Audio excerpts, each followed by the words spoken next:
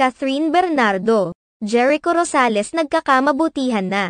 Nagpapapansin na sa IG. Muling naging laman ng mga usap-usapan social media ang kapamilya actress na si Catherine Bernardo at actor-producer na si Jericho Rosales matapos kumalat sa social media ang larawan nilang magkatabi, kasama ang director-screenwriter Johnny Manahan.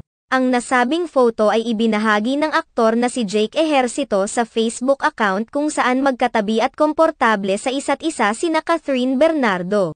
Bukod kina Catherine Bernardo, Jericho Rosales at director-screenwriter Johnny Manahan, makikita rin sa nasabing larawan ang iba pang mga malalaking stars sa showbiz industry kagaya ni Piolo Pascual, Bea Alonzo at Jake Ejercito. Sa caption isiniwalat ni Jake Ejercito na natitipon sila para sa birthday dinner ni Johnny Manahan na tinatawag rin nila bilang si Mr. Miss. Matatandaan na hindi ito ang unang pagkakataon na nalagay sa spotlight at naging laman ng mga usap-usapan sina Jericho Rosales at Catherine Bernardo. Una silang naging laman ng mga usap-usapan ng mamataan silang magkasamang nagjo-jogging.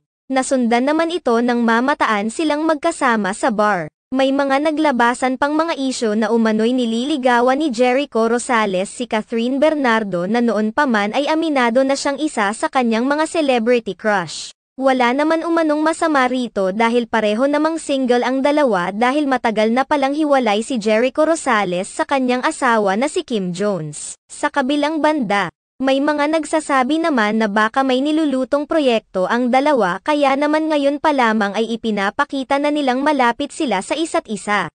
Lalo pang lumakas ang hinala ng mga netizens nang magbigay ng mensahe si Jericho Rosales noong contract signing ni Catherine Bernardo kung saan sinabi umano nitong looking forward siya sa magiging collaboration nilang dalawa. Ngayon nakawala na si Catherine Bernardo sa love team, malaya na ang aktres na ay explore ang kanyang showbiz career kasama ang iba pang male artists. Kaagad rin namang pinabulaanan ng aktres ang isyong may romantic relationship sila ni Jericho Rosales dahil iginiit ni Catherine na nagkasama lamang sila dahil sa friend ni Catherine Bernardo na si John Manalo na pamangkin naman ni Jericho Rosales.